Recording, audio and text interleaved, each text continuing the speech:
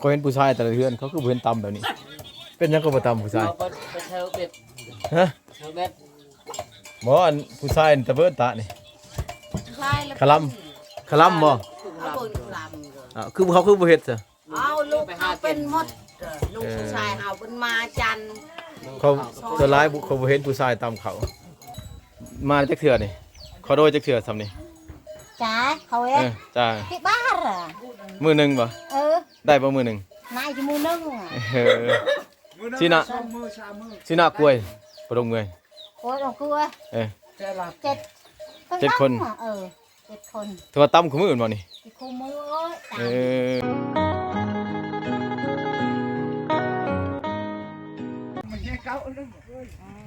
ทักทายสบายดีพี่น้อง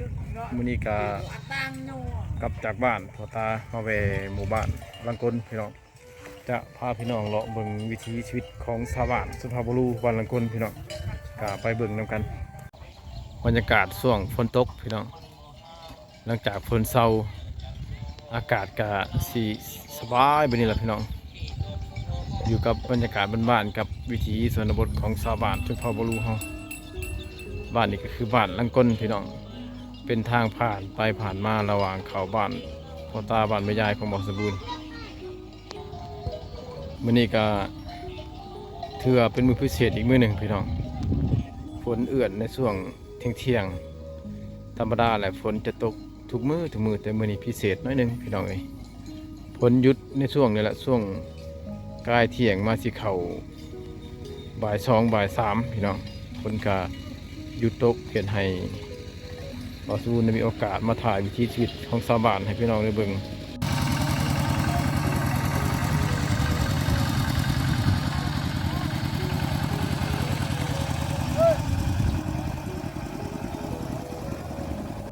อยู่ในช่วงบ่ายๆจะเข้าค่ำแบบนี้นะมีบางครอบครัวก็เจ้าไหลงัวไหลแบ่ไหลหมูเขาเคาะเขาแรงแล้วพี่น้องเลยแต่บางครอบครัวก็คำก็จะไหลแต่ว่าบางครอบครัวที่ว่าก็จะปล่อยแต่เศร้าก็ครอบครัวก็จะเริ่มเขาเคาะเขาแรงแล้วบ้านนี่นะเป็นบ้านที่ว่ามีทางผ่านพี่น้องแต่บริเวณเส้นทางใหญ่เป็นเส้นทางที่ว่าซอยขาบ้านทางหลังอีกพี่น้องมันเป็นทางซอยแบบผ่านบ้านเป็นเส้นทางธรรมดาพี่น้องพอแต่ว่ารถไถหรือรถจักรไปได้จุดพิเศษของบ้านนี้ที่ว่าบ่มีไฟฟ้าสัญญาณโทรศัพท์บ่มีเลยพี่น้องในแต่ละมื้อพี่น้องชาวสุนทรบุรีก็จะตำเข่าเพราะว่าก็จะมีไฟแล้วก็บ่มีโรงสีพี่น้องส่วนหลายบ้านนี่จะเป็นบ้านที่ว่าทุกข์ยากลำบากในพี่น้องเบิดบ้านนี่มีโรงสีน้อยมีเพียงแต่เครื่อง1 2เครื่องเท่านั้นพอส่วนหลายก็จะตำเอาแบบนี้แหละพี่น้องเข่าจะเป็น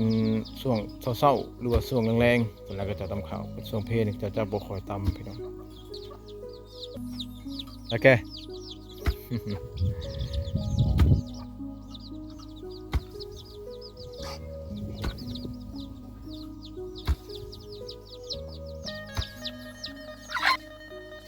อันนี้นะฮะก็คือบอกอีกอย่างหนึ่งว่า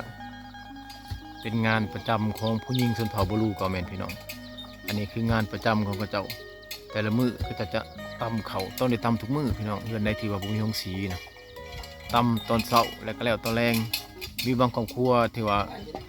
มีจำนวนคนหลายนะตำหอดตอนเช้าแล้วก็ตอนแรง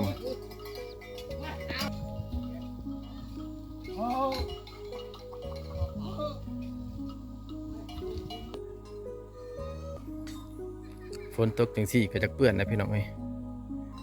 เพราะว่ากระเจ้าผูกงัวใส่เขตนี่มันก็เหยียบย่ำเลยแต่ว่ายังดีแต่ว่าเป็นบ้านที่ว่าอยู่สูงพี่น้องถ้าบ้านที่ว่าอยู่เขตต่ำในแห้งสิเปื้อนพี่น้องเอ้ย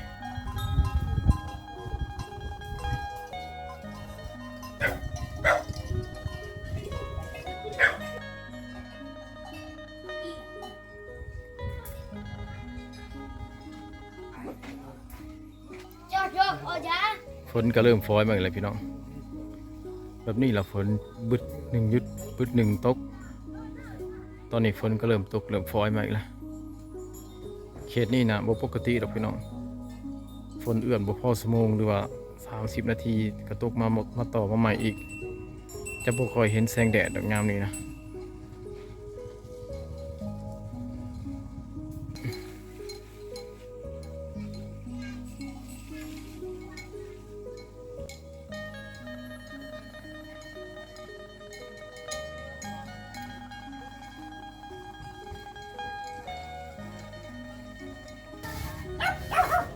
บ่สมบูรณ์เลาะไปเบิ่ง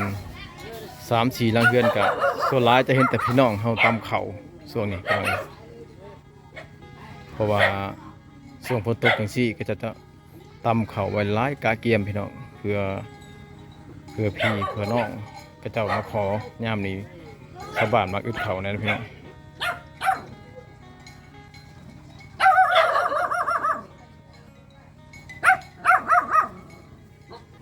ช่วงนี้อากาศก็จะหนาวนะพี่น้อง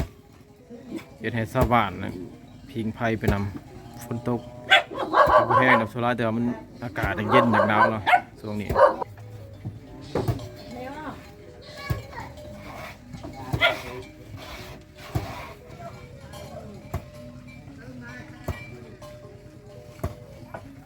ไปทุกๆบ้านแต่ละบ้านพี่น้องที่บ่สมบูรณ์เลาะไปผู้ชายเนี่ยจะบ่ค่อยเห็นก็จะตามเขาหรอกพี่น้องเฮ็ดแต่ผู้หญิงนี่ล่ะตามเขาอันนี้คืองานประจำแท้ๆพี่น้องงานของผู้หญิงแท้ๆเลยเขาเห็นผู้ชายแต่ละเรือนเขาคือบ่เห็นตำแบบนี้เป็นหยังก็บ่ตำผู้ชาย ไปเทลเบ็ด ฮะ เทลเบ็ด หมออันผู้ชายอันตะเบิดตานี่ ใช่แล้ว คลำบ่ เอาเบิ่งลำ คือเขาคือบ่เฮ็ดซะ เอาลูกเขาเป็นหมดลูกผู้ชายเอาเป็นมาจันทร์ เขาส่วนหลายเขาบ่เห็นผู้ชายตามเขา ตำ เดี๋ยวย่านว่าพิธีบ่ได้พิธีสิ ทิพยัง บ่ได้พิษบ่ ซอยเป็นเวลาซอยอยู่ซอย ย่านว่าพิธีมีแต่ให้แต่ผู้หญิงตำบ่แม่นเนาะ โอ้เป็นเทศ เพราะว่า อันบ่นับบ่ถือคันนับถือละให้ลูกเอ้ย เออ ให้ ให้ ลู ลู ก ก ตำ ตำเติบ ผู้ชายก็ย่านว่าผู้ชายตำได้ แต่เขาบ่เฮ็ดเนาะ ทำได้บ่ บ่ส่วนหลายคนไปแต่ละบ้านเห็นแต่ผู้หญิงตำผู้ชายเขาบ่สู้เฮ็ด อ้ำจงรอกีไล่ทายเฮาชุดกีก่อนคือกรอกเตเพิ่นทายเนี่ย อืม โอ้กล้าช่วยหนึ่งกรอกตั้งคือเหนื่อยช่วยคือหนึ่ง ทำซอย ช่วย ทำที่เจ้าทำ หนึ่งตะเว้นเนาะเขาเนาะมาแต่ไฮแล้วก็หนึ่งแล้วบ่ มาแต่ให้เนาะ มาให้ เป็นตาบัดเนี่ยตาบัด เธอเยอะยัง สาวอุ้ยติสลายเมื่อย ติตาแต่ก็เมียเนี่ยเมียจะพักผ่อนเว้ยบีตาเอ็น อืมลายบอลบ่ลายบอลบ่สลายน่ะ อีไล่บอลมา ทา ไล่ นบอนเฮามัน 3บอลม น้อยมันเลยไล่ ส่วนลายเขาให้พี่นี่ก็จะงามพี่น้อง เมินทำนั้นล่ะ อืม ได้ฮอตเป่าได้ฮอตแฮง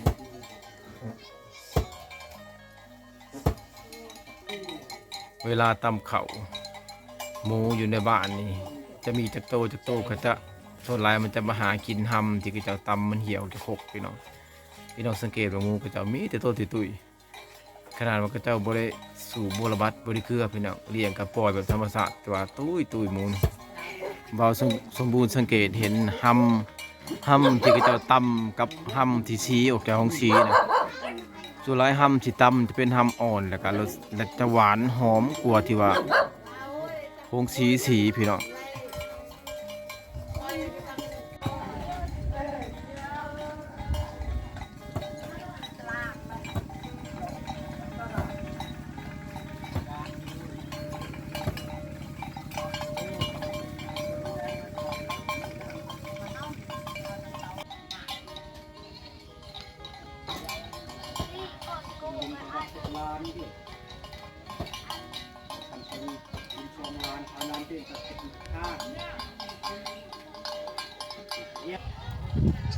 ทุกๆเถื่อพี่น้องที่พอสมบูรณ์กายกับบ้านหลังนี้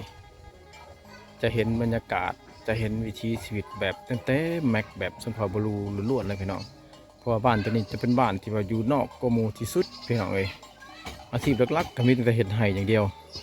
อาชีพตัวอื่นจะบ่ค่อยมีเสริม เพราะว่าบ้านตัวนี้จะเป็นบ้านที่ว่ามีแต่โคกมีแต่ผู้พี่น้องเอ้ยเห็ดนาเนี่ยที่ว่าบ่มีเลยสำหรับเห็ดไห่สวนก็พี่น้องสังเกตบางทางหลังพุ่นนะตัวทางหลังของพี่น้อง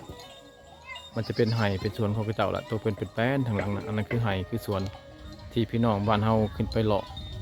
ไปทางจะไปจูดเห็ดไห่พี่น้องเอ้ยส่วนแล้วก็จะแบ่งกันแบ่งขอบเขตให้พี่ชอบให้มัน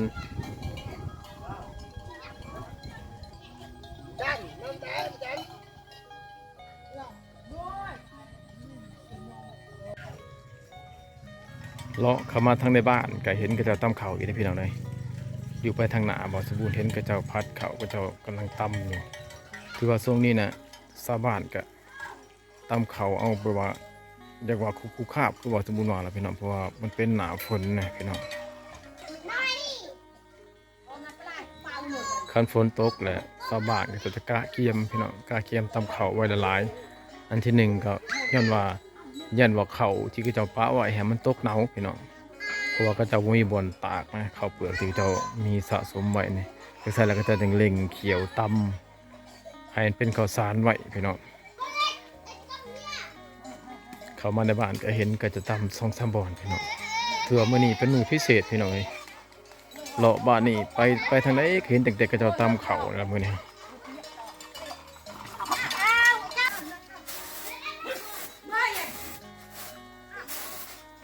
หมาก็กินหำคือกันพี่น้องหมูก็กินหมาก็กินสุดท้ายหมูบ้านนี่จะลายพี่น้องบ่สมบูรณ์ไปเห็นกระเจ้าตำข้าวแต่ละคกแต่ละจุดหมูก็บ่รุด5 โต 6 โตขึ้นเมืองพี่น้องนี่ว่ามั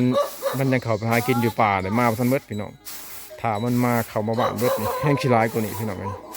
สำหรับหมูกระเจ้าแต่มีแต่รุ่นซำนี้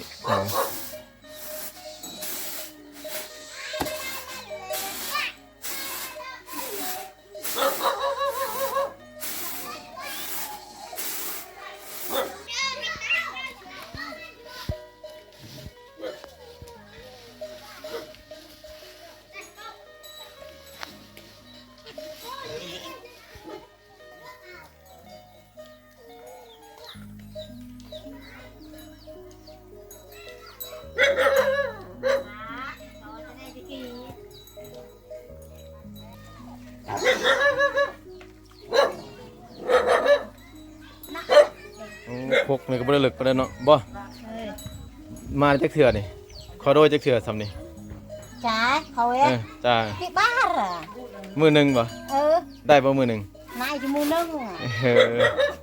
สิน่ากล้วยบ่ดงเมื่อย Ủa đâu cua, เอ้ย chết. Chết bắp con. mà, ừ,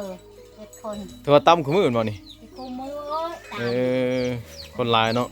ต้องได้ตำถึงมื้อเช้าแรงเลยบ่ thao láng nè. เพราะว่าเพื่อนเราคนหลายเนี่ยพี่น้อง7-8 คนก็ต้องพอเช้าก็ได้ตำตอนแรงก็ได้ตำพี่น้องถ้าคนหน่อยก็ได้ตำมือละเถื่อ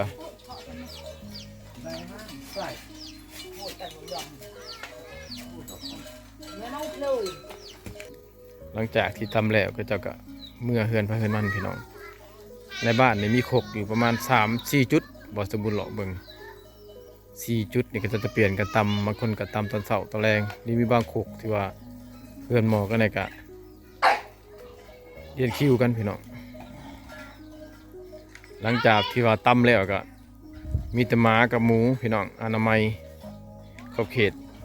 ที่ว่าห้ำเหี่ยหรือว่าผ้าปลายเหี่ยนี่นะพี่น้องเป็ดไก่กับบ่กล้ามาใกล้ละ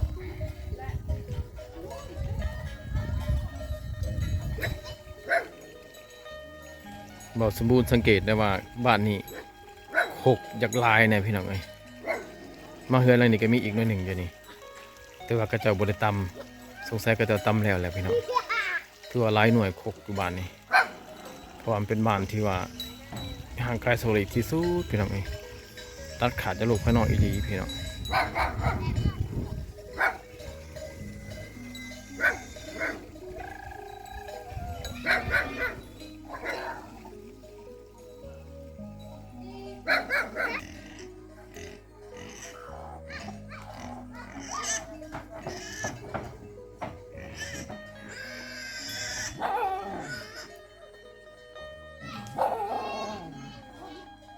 เอาพี่น้องสำหรับคลิปนี้บอกสมบูรณ์กับทีขอฝากอยู่ที่หมู่บ้านสมบูรณ์ป้านนี้นะพี่น้องก็อย่าลืมกดไลค์กดแชร์กดติดตามเจอกันใหม่คลิปหน้าพี่น้องเมื่อนี้ก็ฝนมาไหลอีกคือเก่าพี่น้องเลยส่วนไลฟ์ไปแต่ละบ้านก็จะถ่ายบุคคลจะยาวพี่น้องถ่ายเวลาแป๊บหนึ่ง5 นาทีหรือ10 นาทีฝนก็ไหลแล้วพี่น้องเป็นเสลคลิปจึงบุคคลมีคลิปยาวแล้วบุคคลเต้นต้นฉบับพี่น้องยังก็อยากขอถูกขอไปพี่น้องครับพี่น้องอย่าลืมให้กำลังใจบอสมบูรณ์ตื่มเจอกันใหม่คลิปหน้าพี่น้องสำหรับคลิปนี้ขอบใจ